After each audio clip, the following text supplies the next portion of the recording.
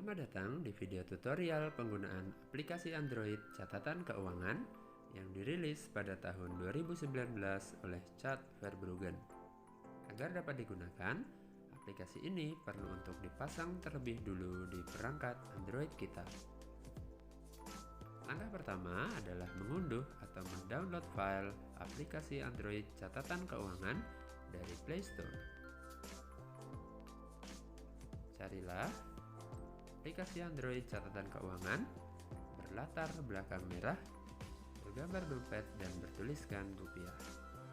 Kemudian lakukan pemasangan atau instalasi dan tunggu beberapa saat hingga aplikasi ini terpasang dan siap untuk digunakan. Jika sudah terinstall, kita dapat menekan tombol buka. Maka akan tampil halaman aplikasi utama dan permohonan izin untuk mengakses foto, media, dan file di perangkat. Berikanlah izin, dan terdapat pula pengaturan untuk membackup data di Google Drive. Namun jika ingin dilewati, kita dapat menekan tombol tutup. Jika aplikasi Android catatan keuangan sudah terpasang, maka akan muncul ikon aplikasi pada tampilan layar perangkat kita. Langkah ketiga adalah membuka aplikasi dengan menekan atau klik ikon aplikasi catatan keuangan dan akan muncul tampilan halaman aplikasi sebagai berikut. Pada halaman utama aplikasi, terdapat data bulan dan tahun di pojok kiri atas. Waktu ini dapat diubah sesuai dengan catatan yang akan dibuat. Pada bagian utama tampilan, terdapat 4 kolom, yaitu catatan keuangan harian, mingguan, bulanan, dan tahunan. Pada bagian kanan bawah, terdapat tombol plus berbentuk lingkaran yang berfungsi untuk menambahkan catatan keuangan. Jika tombol tambah ini ditekan, maka akan muncul tampilan sebagai berikut. Di pojok kiri atas terdapat jenis catatan. Terdapat 2 pilihan, yaitu pemasukan dan pengeluaran. Pada halaman pencatatan, terdapat 4 kolom isian yang perlu diisi sebagai catatan keuangan. Kolom isian yang pertama adalah tanggal pencatatan. Kita dapat mengisi kolom ini dengan memilih tanggal pencatatan yang muncul dalam tampilan kalender. Isian yang kedua yaitu kategori. Sebagai contoh, pada jenis pemasukan terdapat kategori gaji, tabungan, dividen, hibah, investasi, penyewaan, dan lain-lain. Isian yang ketiga adalah jumlah nominal. Pada kolom ini dapat diisi dengan 1 nominal ataupun beberapa nilai nominal yang dapat dihitung menggunakan fitur kalkulator.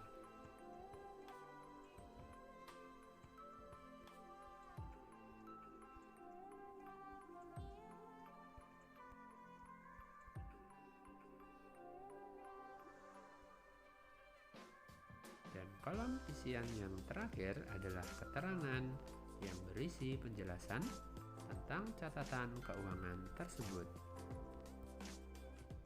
Dan jika semua isian telah diisi, kita dapat menyimpan data ini dengan menekan tombol simpan.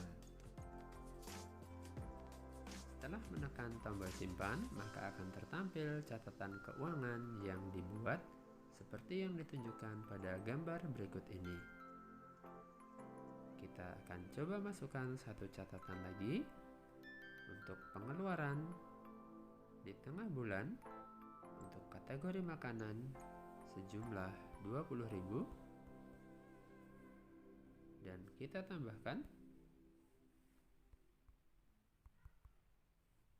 dengan minuman dan kita isikan keterangan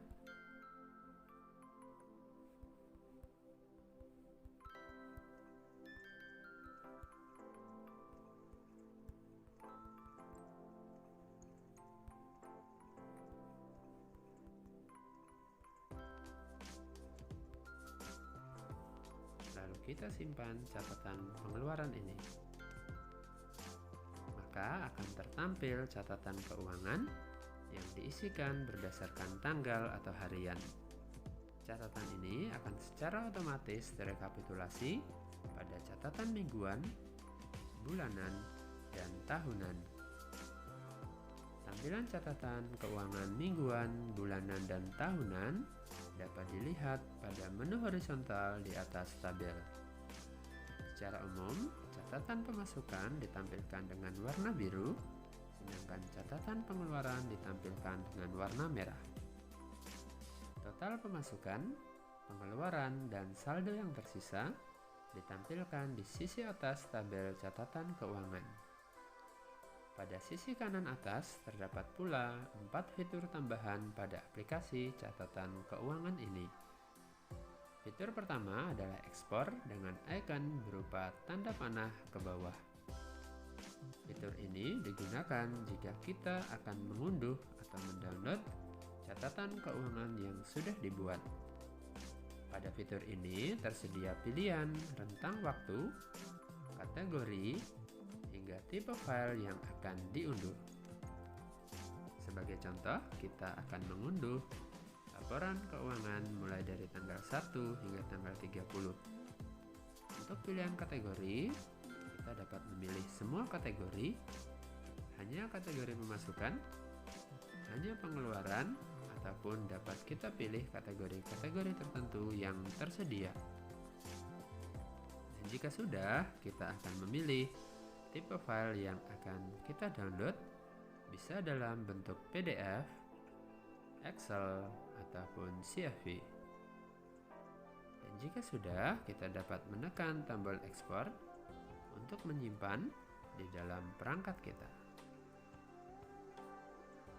Ataupun dapat juga kita kirim melalui media sosial, bisa melalui WhatsApp, Facebook, email, dan lain sebagainya. Fitur kedua adalah filter dengan icon berupa corong. Fitur ini digunakan jika kita akan menyaring data yang ditampilkan dari catatan keuangan yang sudah dibuat. Pada fitur ini tersedia pilihan jenis, bisa pemasukan ataupun pengeluaran, dan juga kategori yang ada di dalamnya. Jika kita sudah memilih salah satu dari kategori yang kita masukkan, kita dapat menekan tombol saring dan hanya akan tertampil kategori dan jenis yang ingin ditampilkan. Fitur ketiga adalah pencarian dengan icon berupa kaca pembesar. Fitur ini digunakan jika kita akan mencari data tertentu yang ada dalam catatan keuangan. Pada fitur ini, kita dapat menuliskan kata kunci ataupun memilih dari kategori dan nominal yang tersedia. Sebagai contoh, kita akan mencoba untuk kata kunci gaji dan akan tertampil catatan keuangan yang menyimpan data gaji. Ataupun kita dapat memilih dari salah satu kategori yang tersedia, misalnya makanan, maka kita akan disajikan tampilan data berupa hasil catatan keuangan yang termasuk dalam kategori makanan. Dan fitur yang terakhir adalah pengaturan dengan icon berupa 3 titik yang disusun vertikal pada pojok kanan atas. Fitur ini digunakan untuk menampilkan grafik, pengelolaan kategori seperti menambah, mengubah, dan menghapus, pengaturan tampilan, warna, PIN, dan lain sebagainya, serta informasi umum tentang aplikasi dan link penilaian aplikasi di Google Play. Demikianlah tutorial penggunaan aplikasi catatan keuangan. Semoga bermanfaat bagi semua, dan terima kasih sudah menonton video ini.